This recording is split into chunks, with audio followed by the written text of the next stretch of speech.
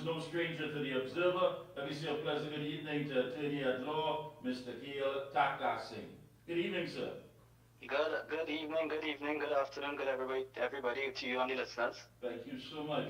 Well, you heard, of course, I don't know if you heard the press conference earlier on. We just played a clip there of the line minister for CPEP, the Honorable Barry Pallarat. And one of the things that stood out there, he said that the Central Audit Committee in the Ministry of Finance has made it clear that CPEP has been red flagged. I don't want to get into the whole operations of CPEP. That's something that will have to be cleared up. But from the legal perspective, when something is red flagged as far as auditing and what have you, what does that say? What does that mean? Well, so let's take it from first principles. As a minister or a board or a company, where you have decisions to make, you have a duty in law, it's called a Tameside duty actually in public law. You have a duty in law to properly inform yourself of all of the facts and circumstances surrounding that decision. Now, an audit is an excellent tool to ensure that all relevant information comes to you so that you can act upon it and take the necessary decisions. As Mr. Minister Pallarat has said, there has been an audit. The CAC is the Central Audit Committee of the Ministry of Finance. That's a very powerful committee, powerful auditing committee. If they have conducted an audit and they have found red flags, quote unquote, or they have found inconsistencies, or they have found what you call weaknesses in the checks and balances of the company, then that's a cause for serious concern, not only for the government, not only for the minister, but for the taxpayer of this country and for each and every citizen of Trinidad and Tobago. And therefore, what that says to me is that the minister and the government had a duty to act and a duty to do something in order to restore the integrity of the system in CPEP, the company, and with the CPEP program. And therefore, if, now I don't have all the facts and I certainly don't have the audit, but if that documentation or that report had justification for the termination or the discontinuance of contracts, then so be it. That is a minister and a government taking hard decisions, taking perhaps some unpopular decisions, but taking decisions that will ultimately benefit the people of Trinidad and Tobago and the taxpayer and save our taxpayers' dollar. So I can see no difficulty with it if that is the justification being given. It seems to be sound and sober reasoning and sound and sober governance. So I don't quite understand where all of this, fanatical and hectic commentary is coming from about, people, this looks bad, and I saw the Express editorial today. I don't understand it, especially if you don't have the facts.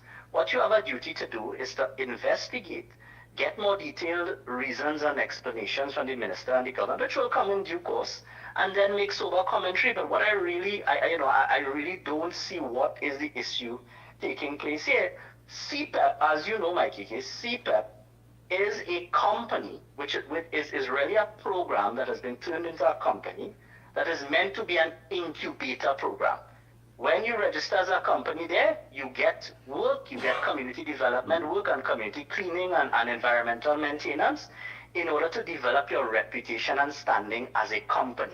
Gives you experience in managing labor, it gives you experience in dealing with a state entity, it gives you experience in being a company. You now have a track record. And then you graduate from the program into the private sector fully. So it struck me as very odd when I heard that contracts where persons would have had tenure of already 3 and 5 years, etc., coming and rushing to be renewed on the eve of election for another 3 years, it means that you're not graduating. And it means that perhaps you have outlived the need for CPEP, or that CPEP isn't serving you as a contractor, and you need to move on and fight in an open market. So I really don't understand, again, as I said, from a legal perspective and from a common sense perspective, why all of the hullabaloo over these terminations.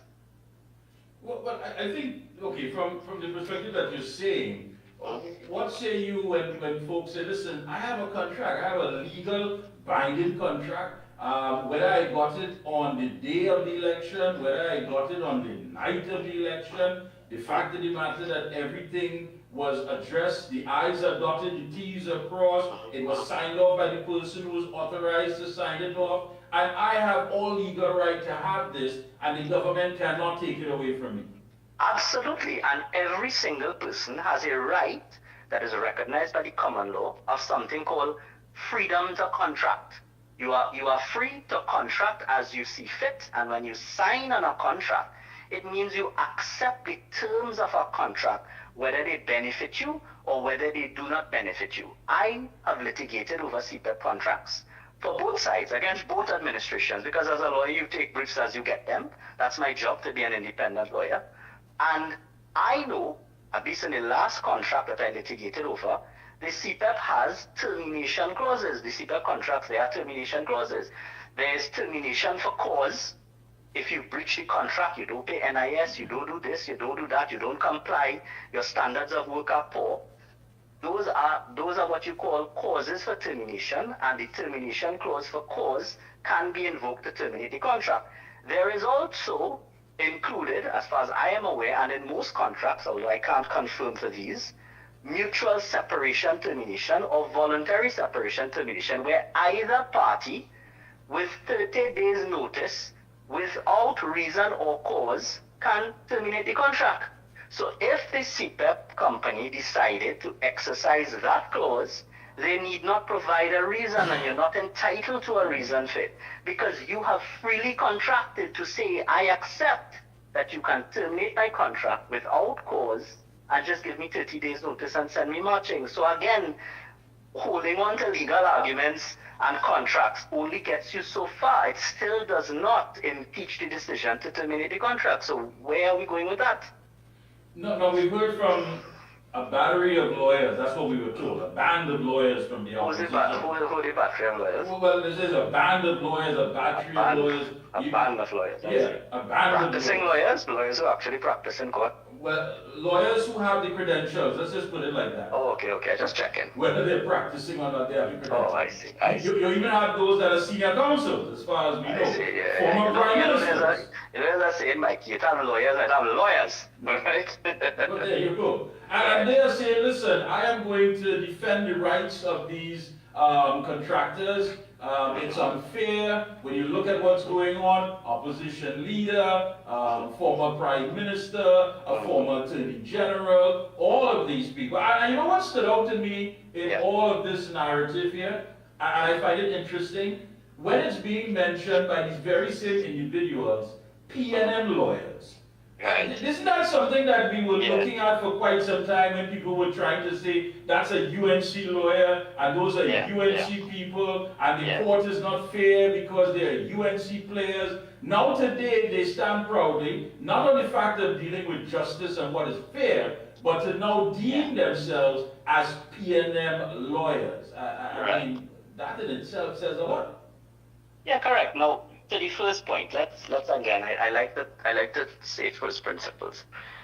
Insofar as you wish or you state you're going to defend the rights of these contractors, the rights of the contractors are prescribed in the contract. And if the contract has termination clauses, it means that the contractors agreed voluntarily to the terms of those contracts, and having done so, the contract can be terminated according to the clauses which you agreed. And therefore, what rights are you defending? You can't go back in time and say, well, you know, I should not have entered that contract. You did, you signed and you accepted the clauses, and therefore you have to accept it as a matter of course and as a legal right. So I'm not quite sure what my learned seniors are attempting to argue by saying that they're going to defend the rights of contracts. Their rights are limited and circumscribed to the four corners of the contract. So then there's nothing there. Unless you can argue something like rescission, and that's a fancy word in law. It means if you're going to rescind the contract, you make it as if it never happened. So if it was entered into by duress or something like that, then you set it back. But then that would be the PNM putting them under duress, which makes no sense to me.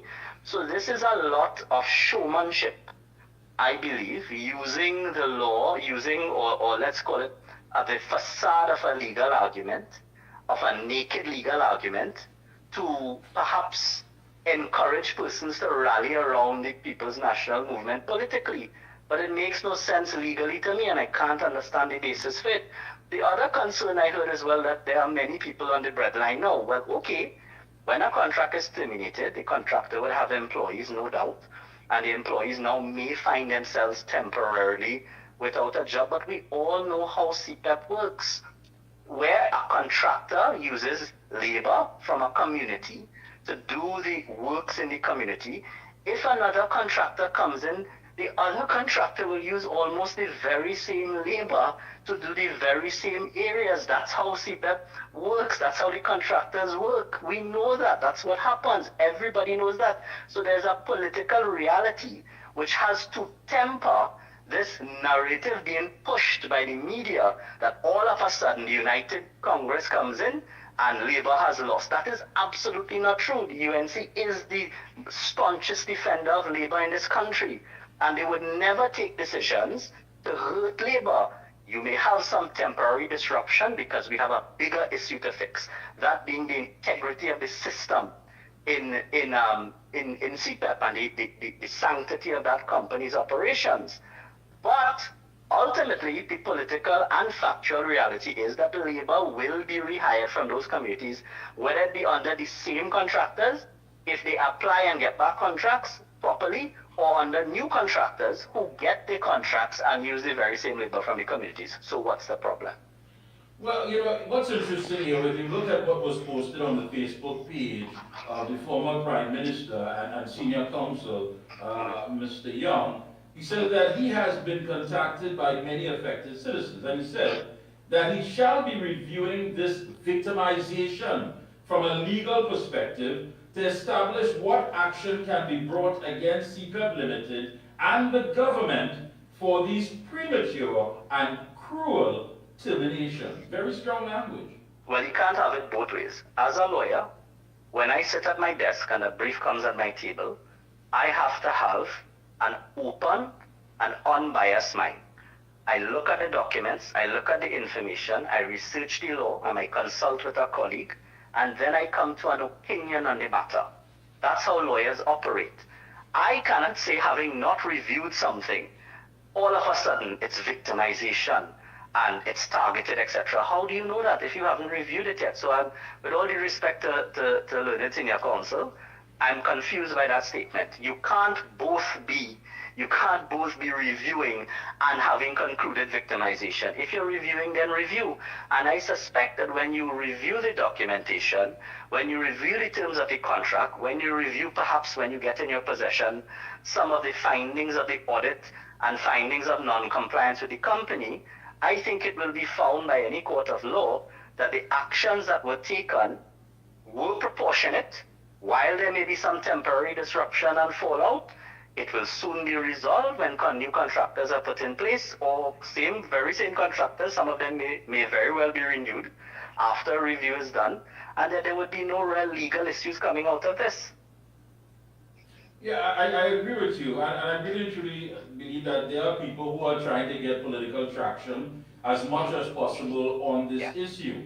Yes. When you look again at what was said by the former Attorney General and Minister Faris Alwari, who said that outside of the swearing-in ceremony for our leader of the opposition, he was quoted in the media warning of a reign of tyranny. And he said he came under condemnation in newspapers and among social media commentators. Saying that hundreds of people at various state entities have also been left jobless, talking about RDC, talking about 500 at WASA, and what have you. And seem to be spreading this narrative that this is just a tip of the iceberg. The government's main intention is to have people unemployed on the breadline and to set some sort of dictatorial, essence in everything that they're doing. I mean, we're bordering on some very dangerous things here. Again, I think that's dramatic. That's extremely dramatic. With a change of government, there's going to come naturally a change of personnel in very key positions. Central bank governor was one, boards of state entities are one, corporations would be one. So that when you have a change of government, in order to effect the policies of your political party, which the people decided overwhelmingly to adopt, you're going to have to find persons to implement that policy. And the persons to implement that policy have to believe and support that policy. They do it better when they believe and support that policy. So naturally, you're going to have a change of personnel in these institutions throughout government from top to bottom. So if that is what he's referring to as a reign of terror, then I don't know what we should call. The word hasn't been invented to describe what the PNM did for the last 10 years by keeping many sectors and classes of the society out of the reign of power. Yeah.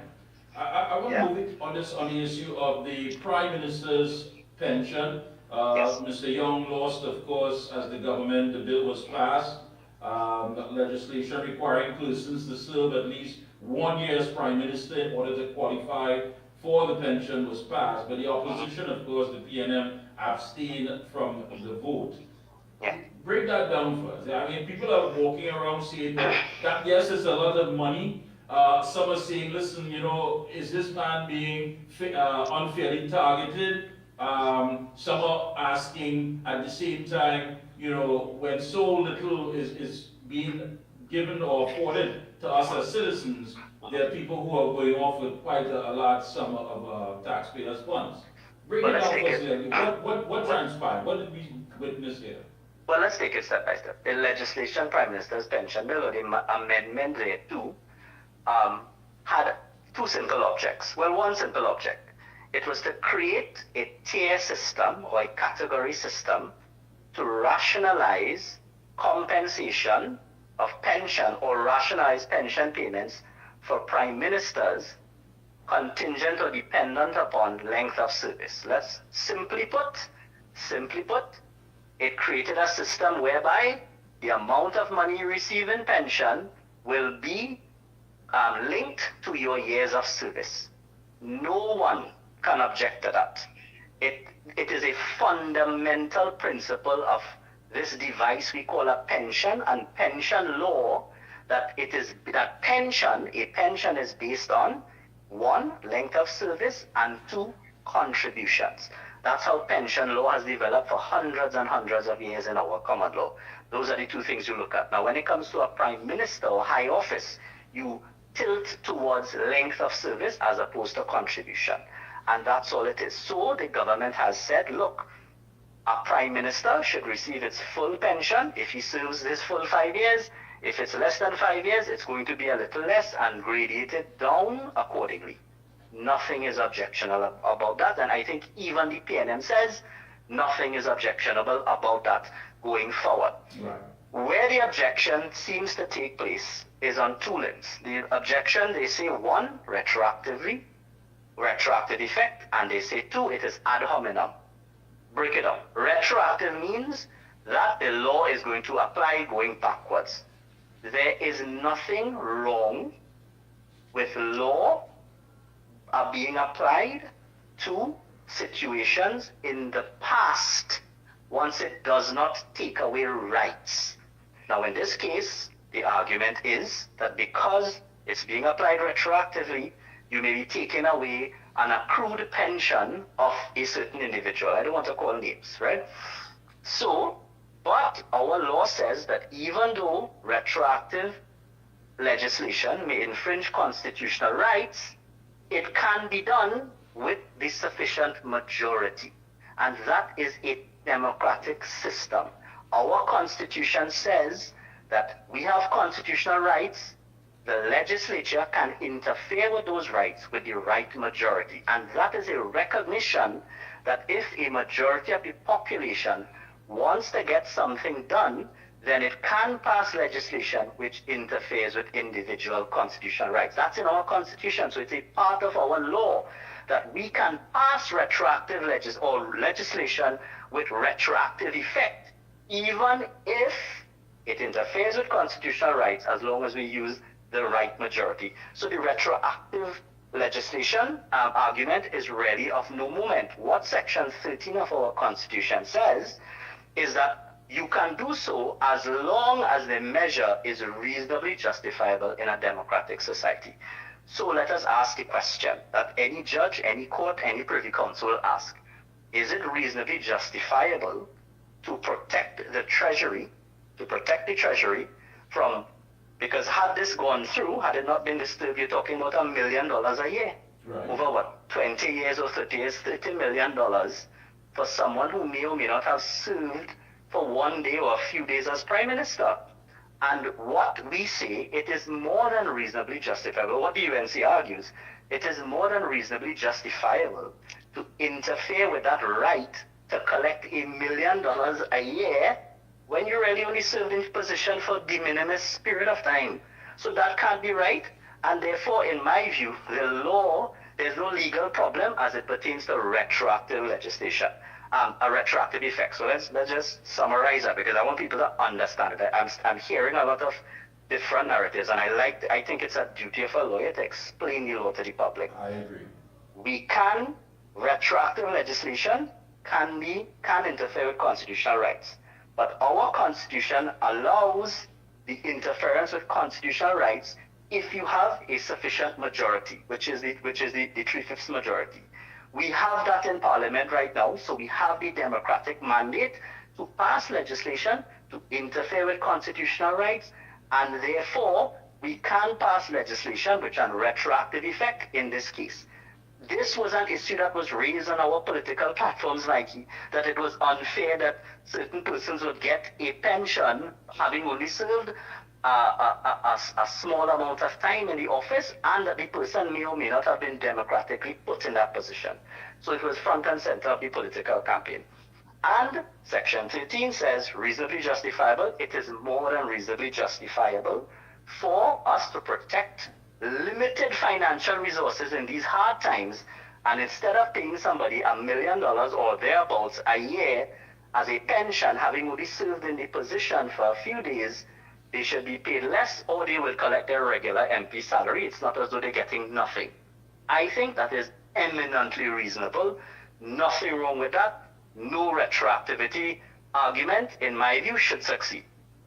The next argument, the other argument, sorry, yeah, go ahead. No, I agree with you, go ahead, I agree with you 100%, go ahead. Right, so the second argument they raise is ad hominem. What they say, ad hominem, is simple principle.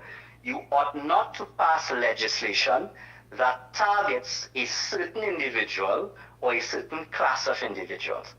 You could very well make the argument, and I think I heard one of the speakers make the argument that this could only potentially and possibly apply to one person.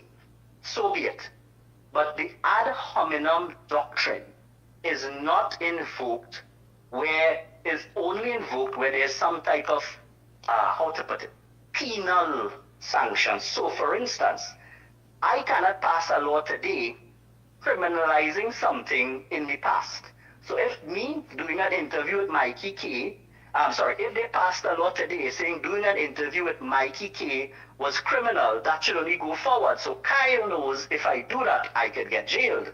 But you can't pass legislation to say, well, 1 year ago, if you did an interview with Mickie K, it could be criminal. That is how ad hominem and retroactive works. Means that you're targeting me specifically. That can't be right, right? You can't ad hominem target me for doing it because there's a criminal sanction attached, right? The other thing is, like, the other examples are like tax law. You can't pass a law to tax me for something in the past. If you pass a tax law where you're going to raise taxes, then it should only go going forward, so I can plan my tax business going forward accordingly. That's where the ad hominem doctrine really comes in place. Let's apply it to the current system, the current situation. What is the penal sanction, or what are we taking away from the said individual through this ad hominem legislation? What are we taking away? Absolutely nothing. I'm not even sure he has actually received a payment thus far. I don't know, perhaps a month or two. But even if that is the case, A, what has he done to deserve the pension payment of $1 million a year? Respectfully, and I mean that with the most respect, not an attack on him, but in terms of service. And two, what is the fallout? What are you being deprived of as a result of this ad hominem application, if you say that? Absolutely nothing. So there's no problem either with ad hominem legislation or calling it ad hominem and asking the court to intervene or saying that it's unfair. Absolutely not. All that the government is seeking to do here, in my view, is achieve two objectives. One is an economic objective. It is a waste of $1 million a year, or I shouldn't say waste, that's a strong word. It is wrong to pay $1 million a year, or it is perhaps that $1 million could be better spent on other things as opposed to paying a pension, which is somewhat undeserved. Two, the second objective is a political objective. There must be a sense of equity in your society. How would other workers feel who are struggling with their pensions and struggling to get basic benefits feel knowing that a gentleman served in a position for a few days and now is bestowed a pension of almost $1 million a year? That is ensuring social equity, and that is a legitimate political objective alongside a legitimate economic objective, which I think defeats any ad hominem argument. And therefore, Prime Minister's pension bill for me needs to pass and should go forward, and the independent senators, with all due respect to them, and all of the Senate, in my respectful view, ought not to thwart the will of the people of Trinidad and Tobago, and they should allow this legislation to pass because this is what the people want. And I agree with you, and I think that clears up those who have been saying this is not important, it's not something that we should look at as a priority. And I think you've made that quite clear, looking at the fallout that it can cause moving forward. It has to be addressed. It just simply has to be addressed. There is a sense of injustice in this country, and there is a sense of inequity, and for too long, there has been a sense of a lack of fairness in this country where people feel that certain classes and segments of society benefit more than others and have an easy road to success and wealth where other people do not. And that is a reality. How are we to manage a diverse society like Trinidad and Tobago? And I'm not only talking race, I'm talking class, everything. If we cannot use legislative tools to correct injustices and imbalances, and that is what the government did. All the government said is that this would look patently unfair that the highest office holder or politicians could enjoy this kind of benefit while the ordinary man has to struggle to get their NIS and struggle to get their old age pension and all of these things. Absolutely wrong, and I think that's a legitimate political objective of the legislation. And this should really be supported. This should not actually be controversial. I agree with you. Yeah? I agree with you. Thank you so much for taking time out to highlight this first. I agree with you 100%. I mean, we get bombarded. I get bombarded with people asking about their NIS and when does it start, and they don't know. And here it is. They have to just simply stand by and look at this injustice play out, where someone would have gotten a lump sum of money. And the question is, for what? Yeah. For what? Yeah, and again, that's no disrespect to the gentleman, you know, but the point is length of service. Pension is a concept where you are compensated based on one, voluntary contribution, and two, length of service. And the applicant in this case fails at both. So why are you getting such a lucrative pension? That can't be right, and that trickles down a sense of unfairness and injustice into the society, which could only lead to dissension and discomfort in the society, which the politicians and the government have a responsibility to correct. I agree. Thank you so much again. Keep up the good work, and we will, of course, be checking in with you periodically to break these things down when they do happen. Right here. Anytime. Take care to you and listeners. Thank you.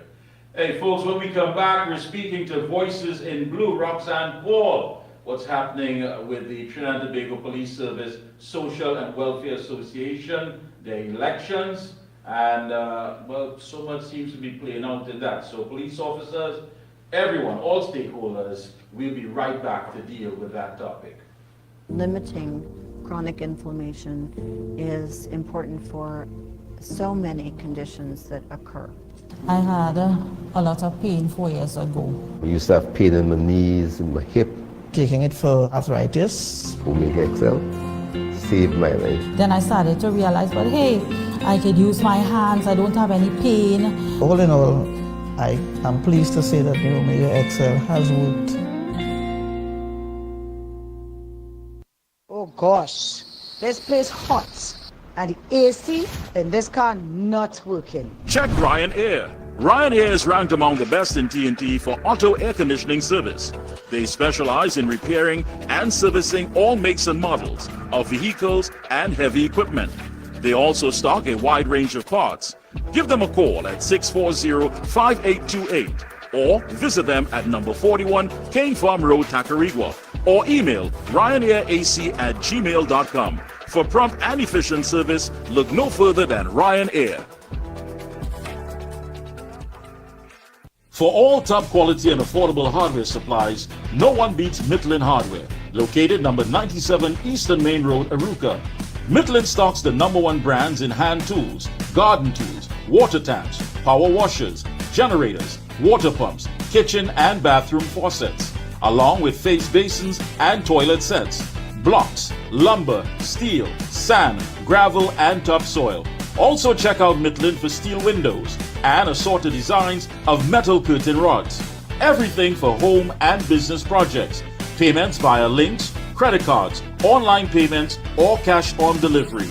WhatsApp 327-7761 or call 646-2144. Open every day from 8 a.m. From foundation to finish, it's all at Midland. When you say TNT's construction boss, then there's only one company, Lacroix Construction Services Limited, specializing in general construction, industrial maintenance, manpower resources, transportation and lifting, and equipment rental, excavators, bulldozers, dump trucks, lighting systems, and everything for your project. We have affordable prices. Call now 267-0000 or 431-0012. Lacroix Construction Services Limited, TNT's construction boss.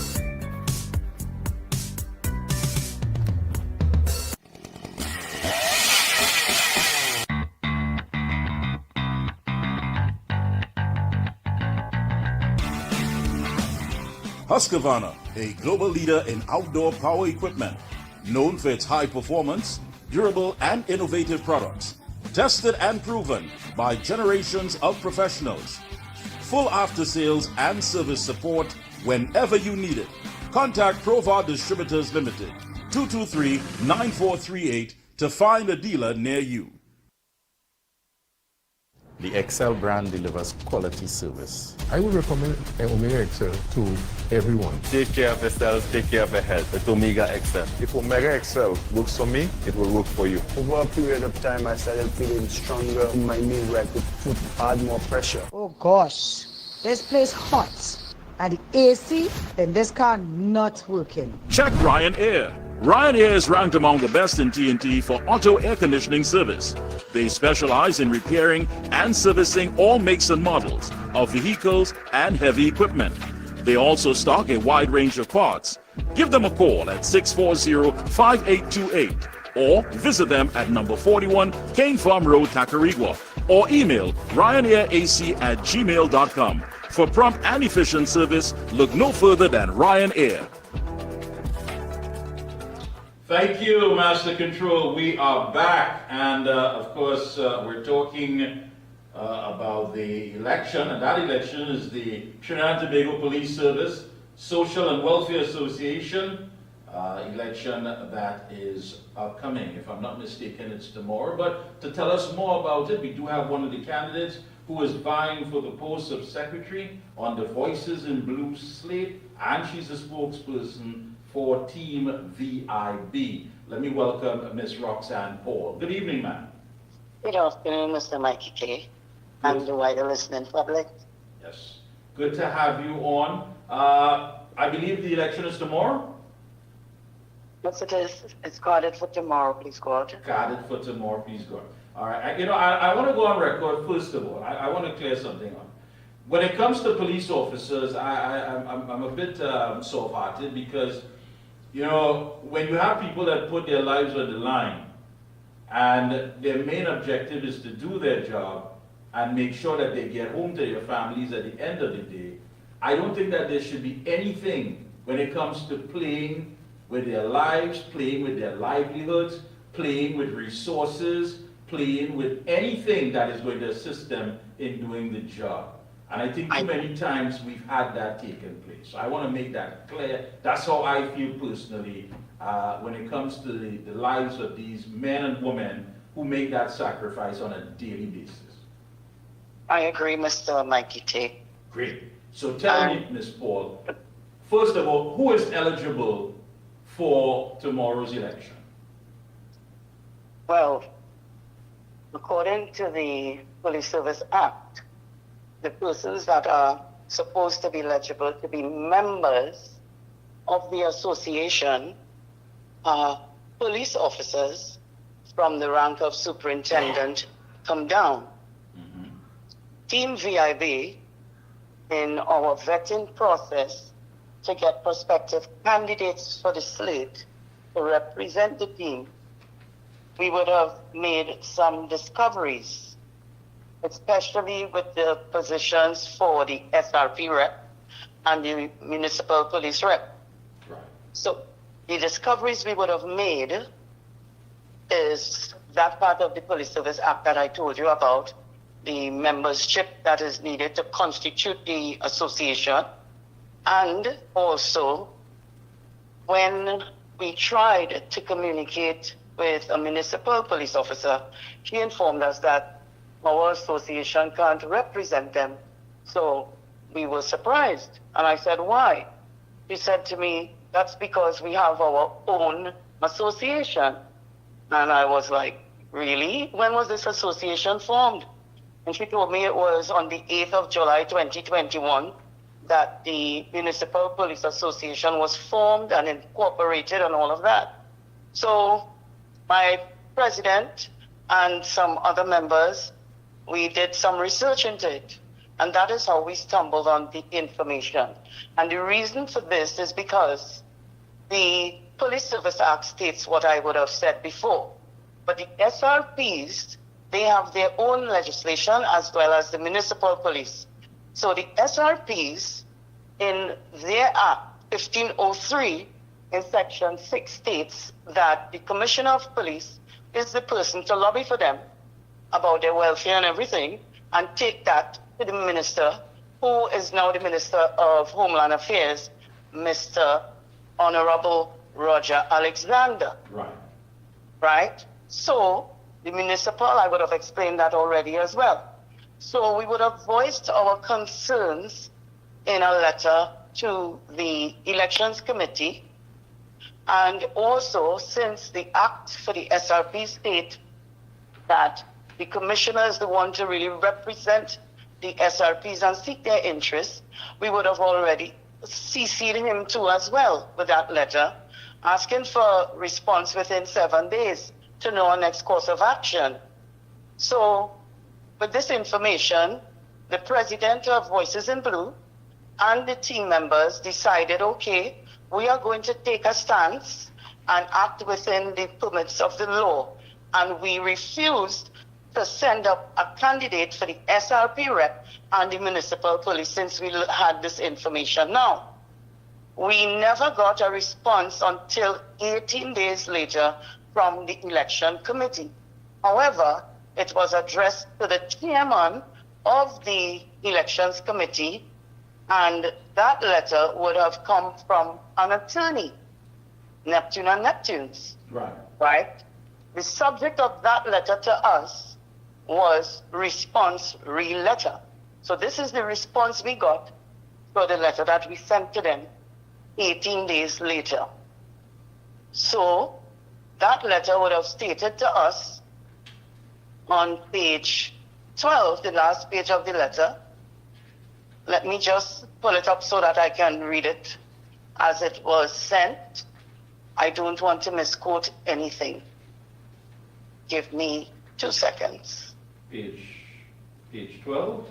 Yes, page 12. All right. I think page 11, okay. The last page of the letter. Right? Right. I think we have it up there. All right. Right. So it started actually from page 11, where they did address our concerns. We are looking at the conclusion. All right. So they said, in the circumstances, this letter was sent to the president of the chairman of the elections committee, Mr. Mickie, where they would have written to their attorney seeking a resolution to our claims. So they said, in the circumstances, we are to advise that having perused the rules that govern the operations of the association, together with relevant judicial pronouncements, we are of the considered opinion that there are no existing rules which debar or disqualify special reserve police officers and or municipal police officers from participating in or contesting the upcoming executive elections of the association. Accordingly, in respect of the issues raised in the correspondence dated the 5th day of June 2025, we are to further advise as follows. A, the legal basis for allowing SRPs, I'm shortening it, and municipal police personnel to be registered as voters and or candidates in the said election. The 2023 association rules as amended allows for participation of special reserve police officers and municipal police officers as voters and or candidates in the 2025 executive elections, as they are members of the association and entitled to enjoy all benefits consistent with such membership. The extent to which such participation has already occurred and been facilitated by the associations. Members of the association who are special reserve officers have participated as voters in all elections of the association for over 25 years and currently have representatives who sit on the central committee. Similarly, members of the association who are municipal police officers have also participated in previous elections, including elections of the executive committee, consistent with the membership, and also have members or representatives who currently sit on the central committee. C, immediate removal of any special reserve police officers or municipal police candidates from the ballot and voter list, and public disclosure of verified lists and eligible candidates. All right, moving down, they would have said, considering the foregoing, once these members are in good financial standing, it would be legal to seek to sanitize the voters list for the said election and remove their names therefrom and or disqualify them as candidates. D, a review of Mr. Anand Ramisar's candidacy and immediate disqualification based on the breach of clause 15, based on the fact that Mr. Ramisar has served 3 consecutive terms as a member of the executive committee of the association, he is ineligible to serve on the executive committee again, in accordance with Rule 18A2 on the 2023 association amended rules. The election committee may therefore be called upon to revisit his candidacy. We so advised. So, Voices in Blue would have seen that as their first win in this entire campaigning, Mr. Mickie. However, today, another document was sent. It was circulated, and it was sent to... Master Control, I believe we have that one, the bulletin? Yes. We do? Oh, there you go. Right. So the bulletin says that the election committee, after careful consideration with reference to rule number 18.2, has decided, in accordance with rule number 17H, Assistant Commissioner of Police, ACP, Anand Ramisar, the candidate vying for the post of president on Team Equity in the Trinidad and Tobago Police Service Social and Welfare Association Executive Election 2025, carded for Monday 30th June 2025, is, and underline is, eligible to contest same. Yes, Mr. Mickie. However, the rules they would have referred to right? 17H, this is what it states. All matters concerning the validity of any election or election procedure shall be determined by the election committee, and no questions or queries concerning the validity of any election shall be entertained unless it reaches the election committee in writing within 72 hours of the election. However, my point is, Mr. Mickie, this was dropped today, less than 24 hours of the election.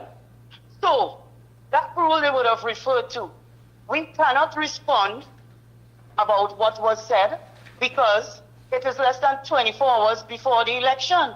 They have not given us a fair chance to respond according to 17H. Are you following me? Loud and clear. Loud and Very clear. well. And the question would arise, of course, then why is this election moving forward? That's right. That's right.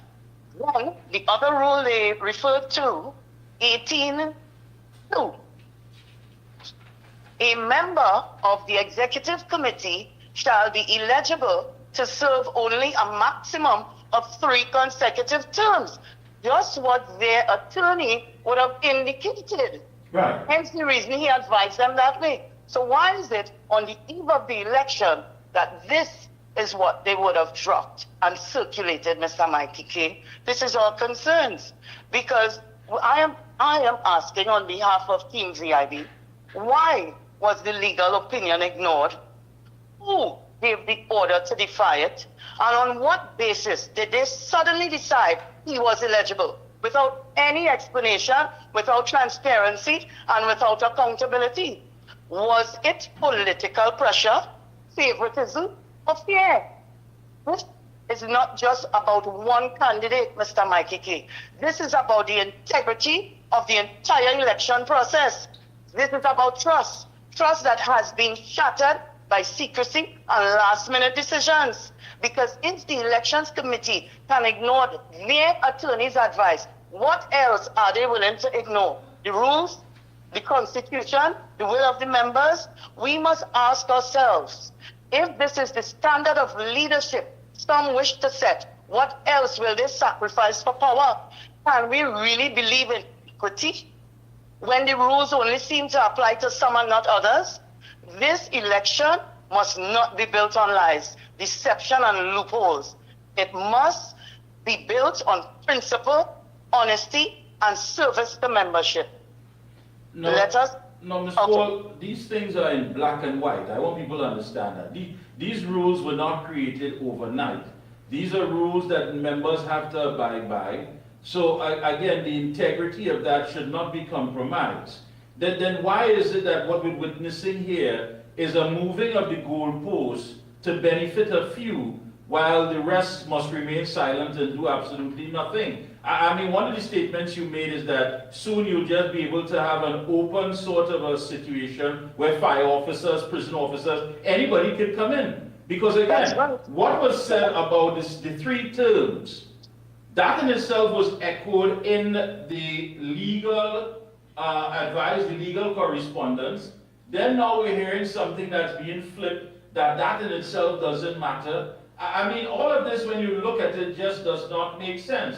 Who is afraid to have a free and fair election among the TTPS? Who? I wonder.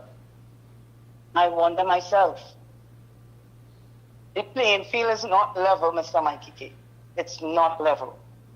Yeah, I think that, my thing is that we were going to discuss, and of course we will, what needs to be changed, changes that need to be implemented, things that are going to better serve the interests of the officers, the main stakeholders, but not the fact that we have to come on the eve of an election and talk about the fact that the entire process has been compromised, it lacks the integrity, and we're talking about people who hold high office and should know better. I mean, if it is that they can't run an election in the interest of the officers, then my goodness, what can we expect them to do when it is that they're given these positions and this post and what have you? First of all, I need to ask you, do they expect you and others to just simply stay quiet? Apparently that's what they expected. But I must say that Team VIB is not going to be quiet. Voices in Blue are going to let their voices be heard. And it always seems to be a selected group, a selected few that seems to be holding down and, of course, breaking down the morale of the TTPS. And many of these individuals would go on pre-retirement leave, not to come and share or to help build the organization, but they go into private sector, they go into whatever places, and the young ones are the ones who have to suffer. Now we're seeing again that they seem to be pulling strings behind the entire scene to only benefit them. This is madness. I am seeing, and from my humble opinion, this election seems to be biased. But it reeks. Yep. It reeks.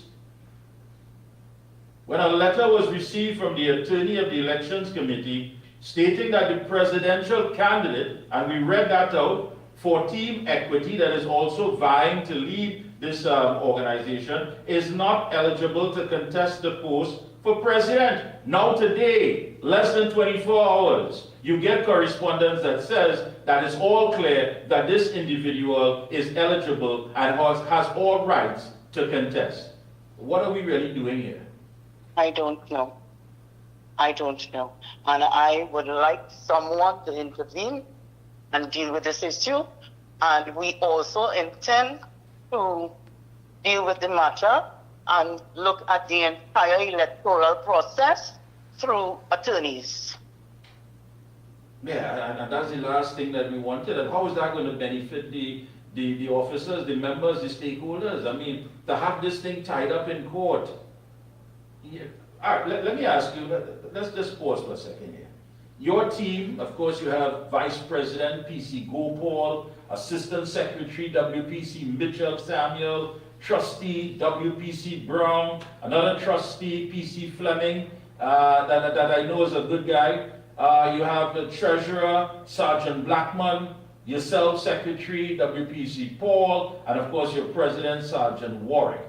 This team, of course, that you are a part of, what does it really represent, and what are some of the changes that they want to bring about to benefit those people who are serving? Okay, our team, first of all, I believe that Tobago has been neglected for far too long.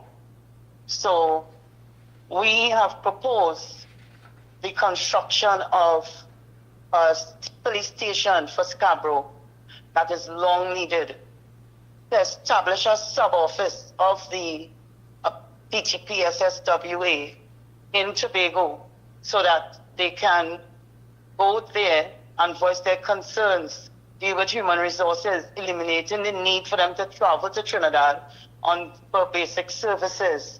We have also proposed, to begin with, a hospital wing that we would like the Prime Minister to consider for the police officers and by extension military personnel.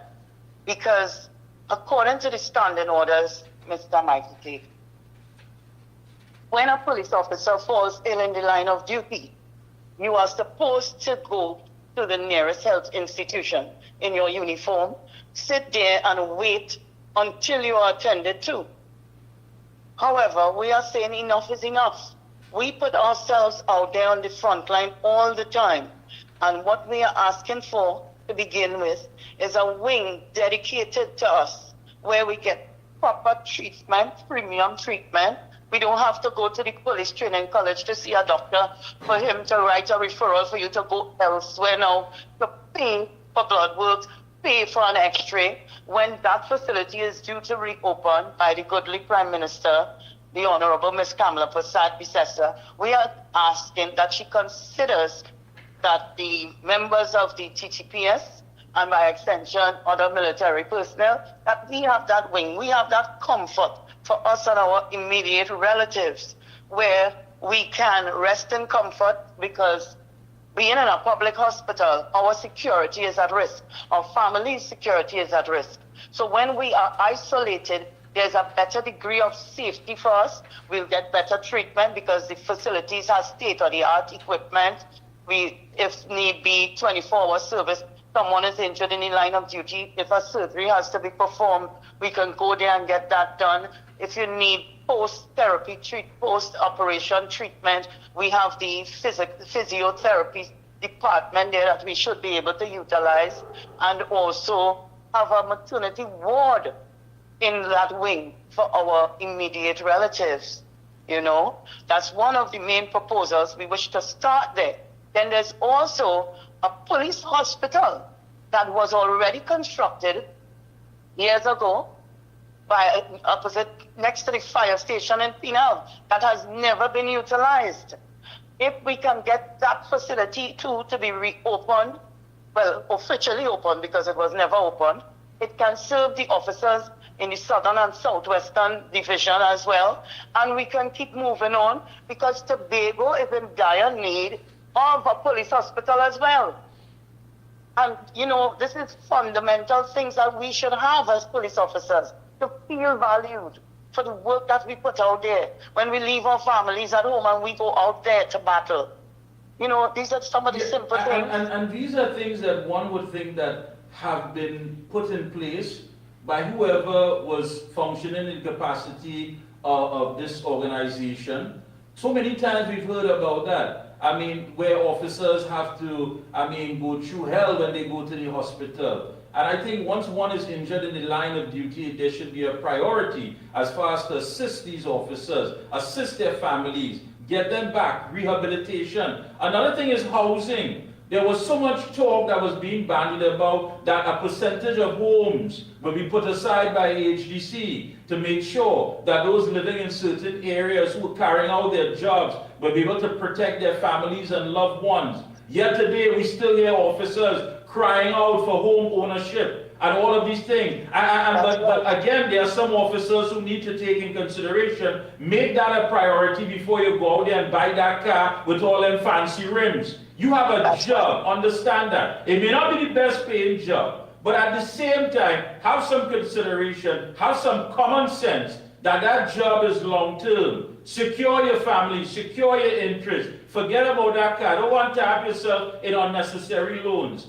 And demand better housing for these officers. Whatever happened to that, Ms. Paul? A certain percentage to make sure that those living in high-risk areas can have a home for their family to protect them. Well, what would have happened in 2007, the HDC would have developed a scheme for the distribution of the houses, right? Right. Where 60% would go in a random draw, 25% were for another class of individuals, 10% were for protective services, and 5% were for pensioners. What Voices in Blue are proposing at the moment now, I would like and hope that the Minister of Housing is on listening, or the message gets back to him. That's the Honorable Mr. David Lee. Yes. Right. What we are proposing from Voices in Blue is that 10% is not enough. 10%, if HDC decides they have 100 units ready for distribution, 10% of that 100 units is 10. We have 5 different arms of the protective services. 5 into 10 is 2. Police officers would be entitled to 2 houses. So what Voices in Blue are proposing is add 15% of police officers in the random draw, the 60% that is allocated for random draws. Put 15% of police officers in that random draw, where we stand a better chance to get homes. And we also are trying to encourage the probationers, the young police officers that just came out of training college, to be in this system. So when they get here now and they acquire a house early, if they intend to work throughout their service, by the time they retire, they should be finished paying for their homes. So their pension would just be for them to enjoy as they choose. So that's what Voices in Blue proposes, as far as the housing is And what concerned. about, one of the things I don't hear about, what about advanced training? There are many officers who are very skilled, and there are many who want to go into different areas of advanced training, whether it be forensic, whether it be CSI, whatever the case may be. Why are these opportunities not being made available to them, that they can get time off to study and advance their skills and move up in the organization? Well, Voices in Blue are lobbying for that as well. And we also look at the fact that most of the courses that are available is only through Cipriani Labor College. So Voices in Blue proposes to look at different other institutions to give people options of study, maybe like in HR or HSSE officers, so that way you can also be marketable outside of the police service. Yeah, I'm very much concerned, and I'm certain that the public, those that are watching are very much concerned as well at a time where, you talk about crime and all that is taking place, that one would really and truly have to question this entire election process. I mean, if anything, we expect the TTPS to run their affairs with some level of accountability and transparency. And when I say transparency, I'm also talking about these so-called gas stations. We've heard many of them, of course, that have been under the governance of the TTPS. But no one is to say how much money these gas stations make, who are the shareholders, what is the money being used for, is it being, to help the officers? I mean, what's going on with that? Why is it that there's so much information that is not forthcoming? Well, this is why, Mr. Mickie, Voices in Blue, we are proposing to show transparency, especially with the petrol stations. We intend to submit monthly income and expenditure slips, send it out, the reports, where the membership knows the income and the expenditure where those petrol stations are concerned. However, this question you are asking is such a relevant one, because on the team equity, a member that is running on that team is the general secretary on the sports club or something like that. So they should be able to answer why no audits were done before, why no statements and budgets and so on were put forward in the last 10 years. So this is why we need to be in there to fix that, because one of the first things Voices in Blue proposes to do is to have a forensic audit. We need to let the membership know what's going on with the funds and the issue is that I have, I agree, the transparency, I spoke about that. These audits are necessary, but it's the silence that seems to go along with this after so many years. We only reach the audits when it seems as though, flour, water more than flour, and it's either 5 or 8 or 10 years. What are the other operatives doing? What are the other individuals who are part and parcel of this committee, this team that is supposed to be governing the interests of these officers? What are the other people doing? Are they just sitting there because they're benefiting, they're eating our food, they're staying quiet? How is that going to benefit anybody? Well, this is why Voices in Blue came together. We are saying enough is enough. And this is why we wanted to make a difference, because Voices in Blue, each member of the slate would have had their own trials, and they know how it is to be able to reach out to an association and get no assistance. These people on this team, my team that I am running with, they have all gone through challenges, and we are saying no more. Vote Voices in Blue.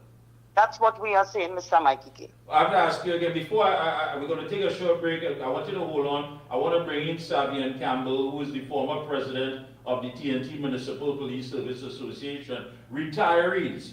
Well, is there a plan for the retirees? Because, you have some people there that if you pick their brain, they have a lot to offer, and they can tell you. You have men and women who could come on the scene of a crime and start putting things together and piecing it from A to Z. Why are they left out of the equation?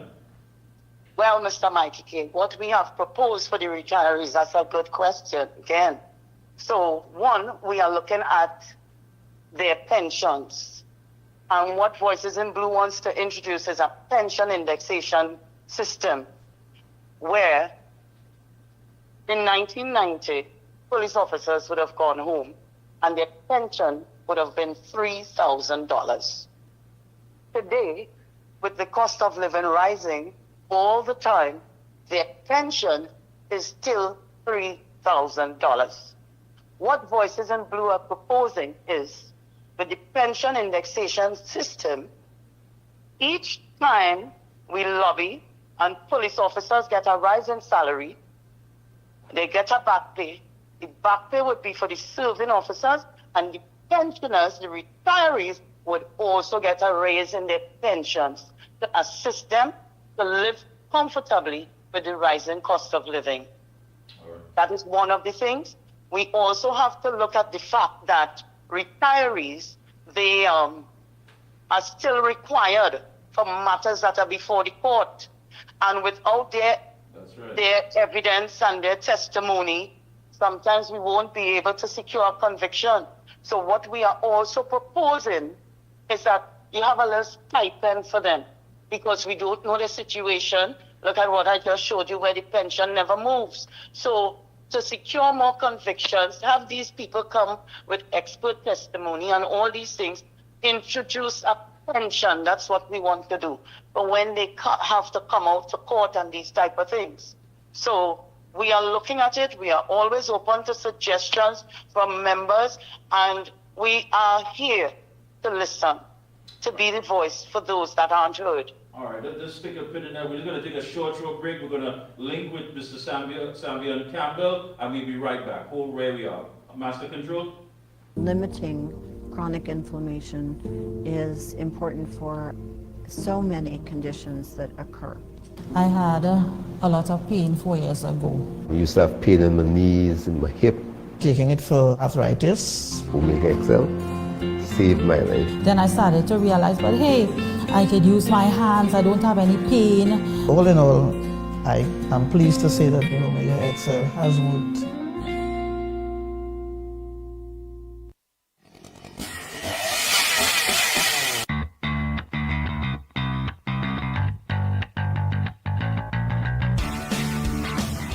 Husqvarna, a global leader in outdoor power equipment, known for its high performance, durable and innovative products, tested and proven by generations of professionals. Full after sales and we are back. Thank you so much, Master Control. We are joined by the former president of the TNT Municipal Police Service Association, Mr. Savion Campbell. Good evening, sir. Pleasant good night, sir, and pleasant good night to all listeners. Yes, and we have Roxanne Paul on as well. Roxanne, you still there? Yes, sir, I'm here still. Thank you. A lot has been going on. First of all, your association was formed in what year? Our association was formed in 2020. 2020. And has been able to sustain itself? I mean, as far as your membership fees and what have you? Well, we would, as in all new associations, we would have the same problems, but it's just about convincing the members to tell them why they need an association and why it is important. And tell us, give us an idea of the association. You said in 2020, prior to that, of course, what was going on? Okay. Well, first of all, I really feel the need to really bring my greetings to Mr. Roxanne Paul. I really love the direction that this slate is headed in terms of bringing the truth and sticking to integrity and these sort of things, in terms of not manipulating certain situations, to their advantage. But as it pertains to our association, we would have formed because we would have needed to negotiate terms and conditions for municipal police, and the former TPS association would have assisted us, and we are grateful in that.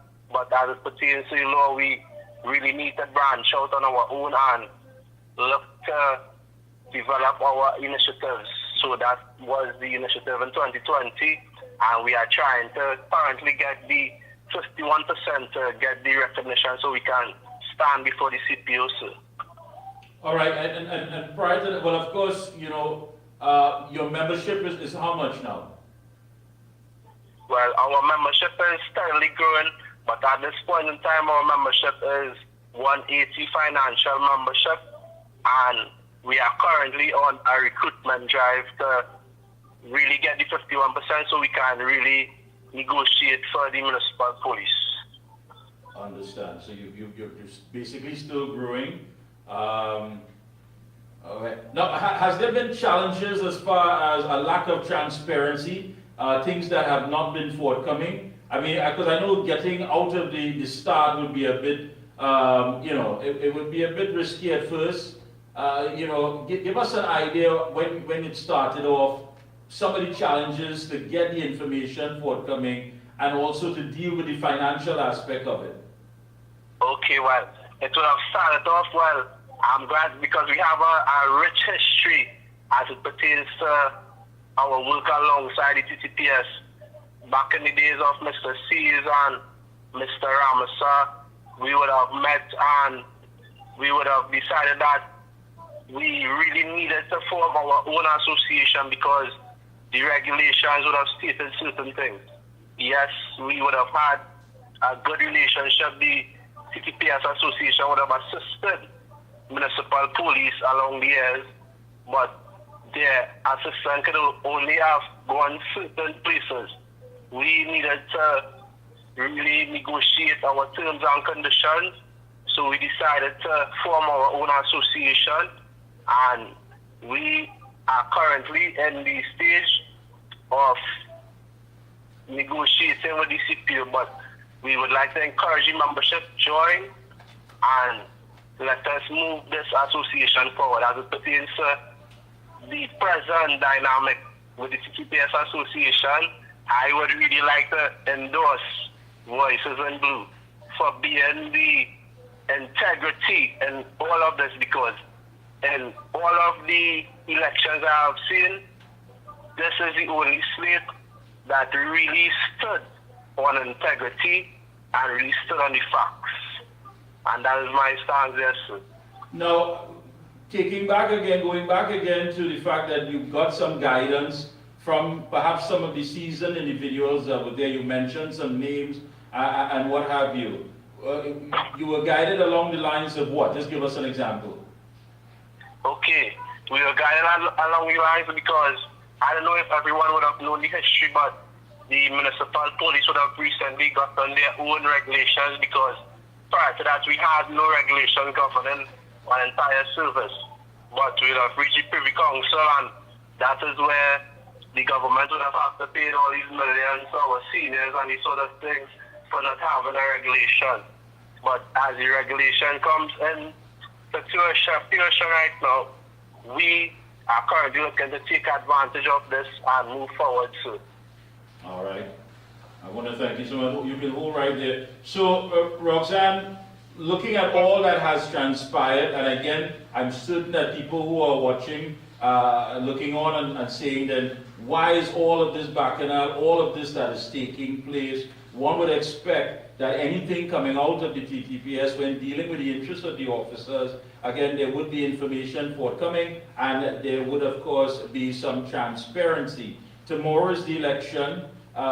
You know, what can members expect? Because really and truly, what we're witnessing here does not make sense. The integrity of this entire process has been compromised.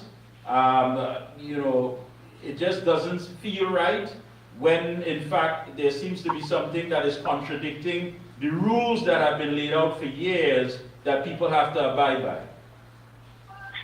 Well, first of all, I must say to the ex-president of the Municipal Association that he's quite welcome for thanking us for championing their cause as well. And I hope at the end of this that his officers come home to roost. Now, moving forward, I believe the situation should be fixed before there's any election, And this is what Team Voices in Blue is saying. Fix it. We are not saying that we don't have the SRP's interest at heart. It's because we do. Our campaign manager is an SRP. And the thing is, with the SRPs, it would have been so simple.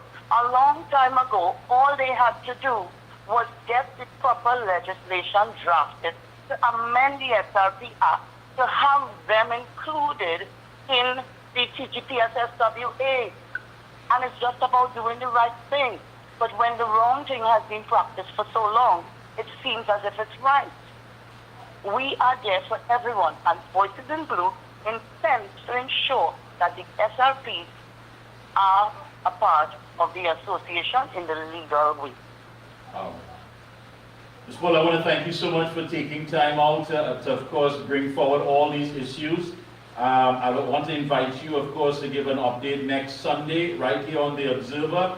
We're going to keep at this because until they get it right, I think it's only fair that there be a free and fair elections, especially what's at stake. And that's the men and women who put their lives on the line every day to make that ultimate sacrifice to protect the citizens of this country. And I don't believe that they should be shortchanged in any form or fashion, that what has to be done must be done right or not done at all. Bottom line. Any closing comments? No, I would love to return next week and give you an update, Mr. Mickie, and I would like to thank you for airing of views today on the eve of the election. Thank you so much. You're welcome. As well as a pleasant evening to you, Mr. Campbell, Ms. Paul. Keep up the good work, and we'll be keeping an eye on how things develop. And I know those who can make a difference better understand that people are not just going to sit by and remain silent when there's so much that needs to be done and needs to be fixed.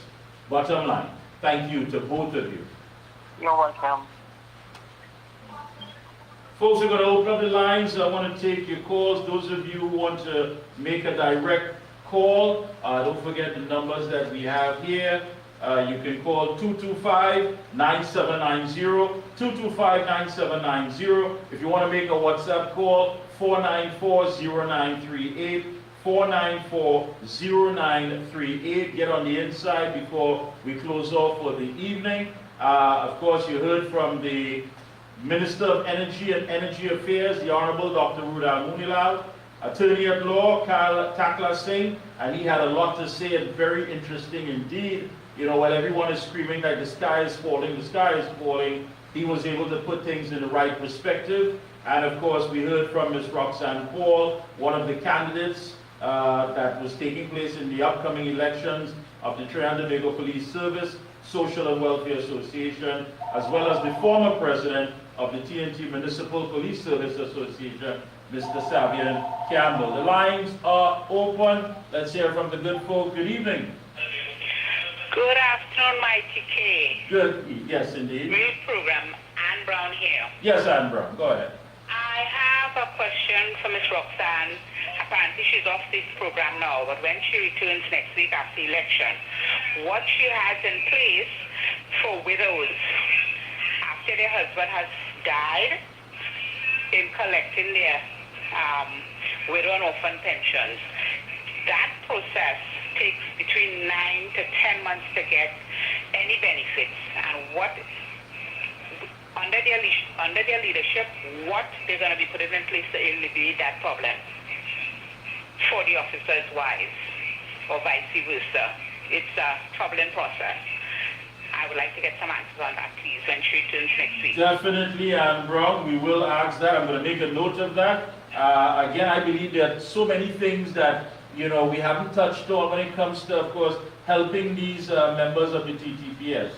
And I agree with you. Thank you. Thank you. Again, the lines are open, 225-9790, 225-9790. And for those of you wanting to make a WhatsApp call, of course, you can call 494-0938, 494-0938. We heard from the Honorable Rudal Munilal, and again, he was talking about all of the things that are in place, you know, Grenada, Suriname, Guyana, when in fact we were only hearing about just one opportunity, and that one opportunity, of course, wasn't going to be bearing any fruit to benefit us at the people. Let me say a pleasant good night. Welcome, good evening. Very good, Mickie. How are you going? All right. Hey, Mr. Your details on the ground report, man. Yeah, I'm back, don't worry. You come back? Yes. Well, I want to know, right? When you bring it back, we partner David Long pocket back into the country. He needs to invest. Yeah. He needs to come back and invest in the country. Right? We need him back. Bring him back, Mr. Mickie. Bring back David Long pocket. I agree with you. I hear a press conference this morning, Mickie. Yeah. I flabbergasted at some of the things I hear. Now, don't get me wrong, I support the UNC and what they're doing, but some of the things they're doing is wrong side. That press conference should have taken place last week, before they nullified all these contracts in TPM, right? But what I hear now is with regards to Stuart Young pension, they go into the Senate, and the government would need the support of 4 independent senators in order for that to pass. Now we see all the independent senators voting, or so-called independent senators.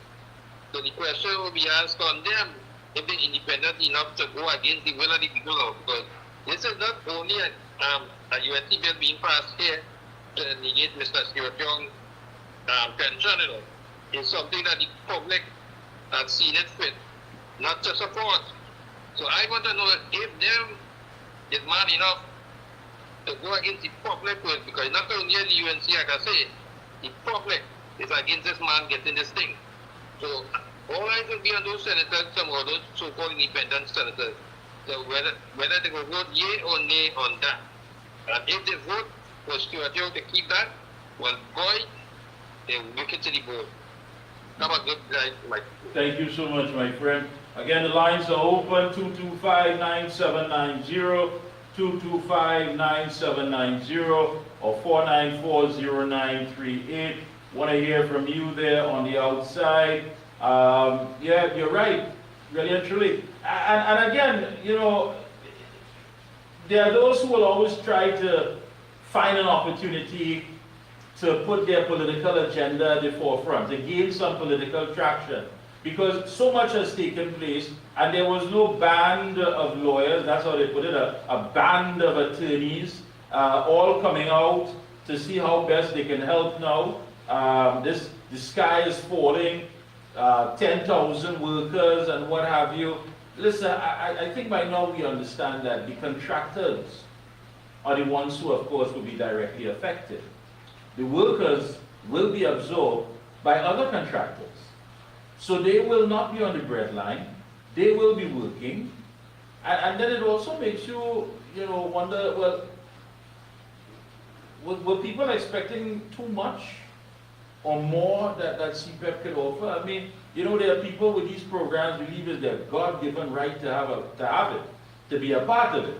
And so we need to find out how was it sold to these contractors from their party, their government, that they were part and parcel of this program.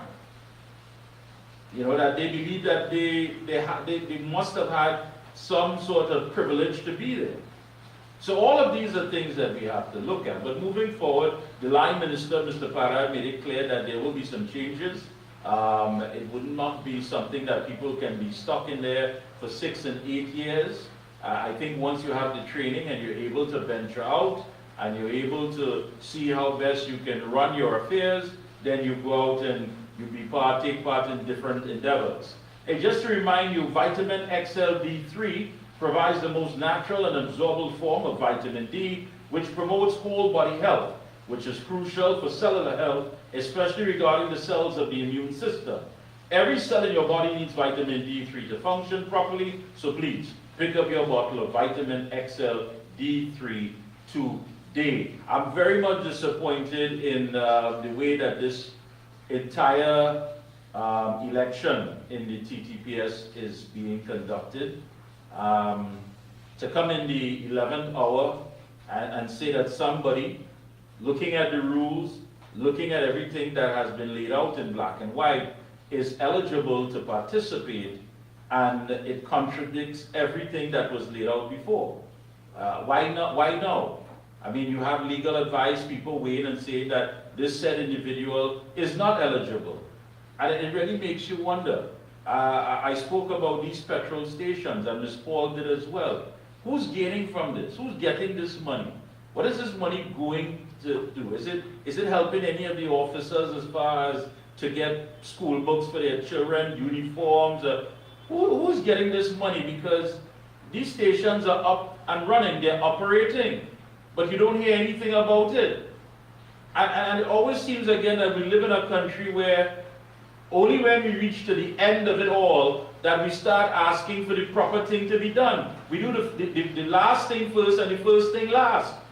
Then you start hearing about audits, and you start hearing about, things that are raising red flags, and things that were not submitted, and information that was not forthcoming. All of that only after it has run its course. What about the people who are sitting there next to the people who are making the decisions, who are making the tough, or should I say, making these choices that are not going to be benefiting the people who are the stakeholders? Why is there always silence? And only until the storm comes, you start hearing everybody adding their 2 cents. Something is wrong, and it has to stop. If we want to upgrade ourselves to a society that is going to be functioning, and there's an understanding of what accountability and transparency is, then we need to start doing business a whole lot different. And we need to start standing on what is right. Right is right. Stop it. As our good friend, Reverend Mr. Chubby would say, the deceased. Folks, this brings us to the end of our program. It's 7 p.m. Again, it's been a pleasure. We'll be right back here, God willing, next Sunday, 5 p.m. to 7 p.m. That's right, it's The Observer, the magazine show that's going to give you all the information that you need. And yours truly, I am very much committed and dedicated to being here and sharing this information with you. Our website is basically up.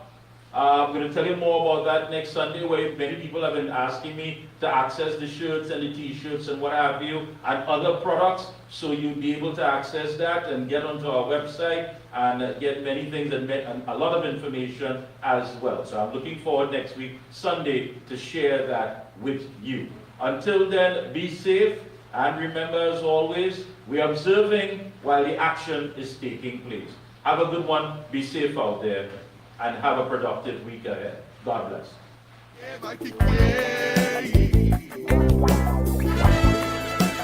The Observer.